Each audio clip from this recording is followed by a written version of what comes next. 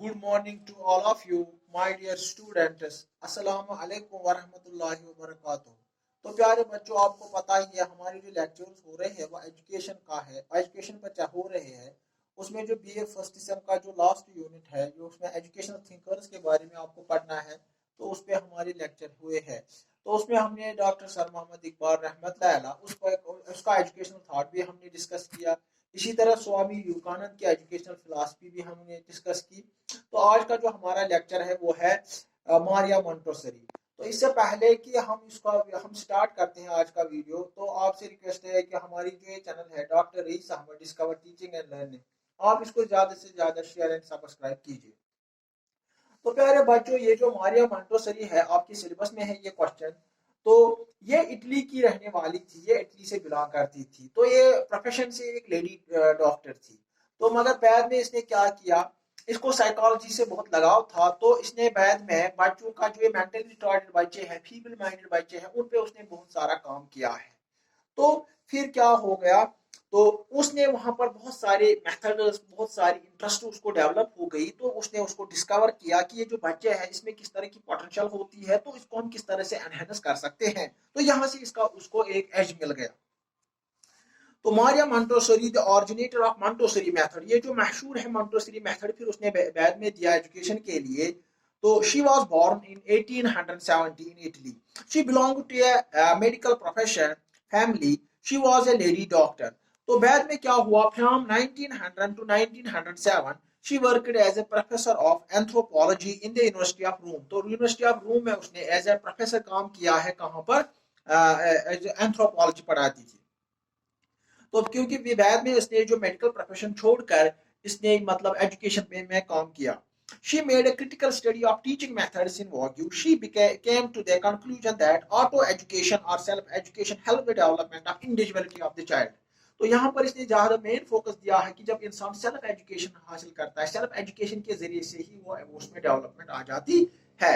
तो फिर उसने क्या किया है कि बाद में in 1907 she got the opportunity for working as supervisor of a school open for the children. तो यहाँ पर एक स्कूल खोला गया, तो उसने उसमें काम किया एज सुपरवाइजर। तो फिर उसको बच्चों की सीधे यहाँ पर बच्चों से मेल जोल हुआ, इंट्रैक्शन हुई। तो फिर क्या उसने बाद में फ्यूचर में बहुत सारे इसमें बहुत काम किया। She wrote a number of books on education. The Discovery of the Child, ये मशहूर बुक है, ये उसी की है। Education for the New World, The Secret of Education, Child Training, Child's Place and Education, Reconstruction in Education। ये बहुत ऐसी बुक्स है जो मशहूर है, जो मारिया मोंटेसरी ने लिखी है। तो इसी तरह से मोंटेसरी मेथड, ये एक बुक का नाम भी है और एक मेथड भी दिया है उसने एजुकेशन के लिए।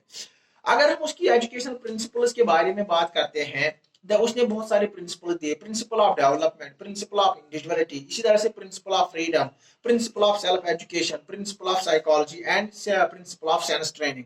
तो ये बहुत ऐसे मेथड्स है, जो प्रिंसिपल्स है, जो मारिया मोंटेसरी रिकमेंड करती है। अब हम अगर बात करें उसकी जो डिफिनीशन, उसने एजुकेशन को किस तरह से डिफाइन किया। In the words of Montessori, by education must be understood active help given to the normal expansion of the life of the child. Education should promote the normal growth and development of the child. तो ये वाली definition है Maria Montessori की, किस तरह से हम education के जरिए से एक बच्चे में डेवलपमेंट पैदा कर सकते हैं। तो इसके बाद अगर हम एम्स की बात करेंगे कि उसने कौन कौन सा एम्स दिया। पहला जो एम है adjustment with the immediate environment, दूसरा है डेवलपमेंट फ्रॉम विद इन, और उसके बाद और एक एम उसने दिया है unfold hidden powers of the child. तो यहाँ पर है कि पहला एम कि बच्चों को हम किस तरह से एनवायरनमेंट में एडजस्ट करें, दूसरा है कि उसके अंदर जो पोटेंशियलिटीज है उसको किस तरह से बाहर निकालेंगे, डेवलपमेंट फ्रॉम विद इन। इसी तरह से unfold hidden powers of the child.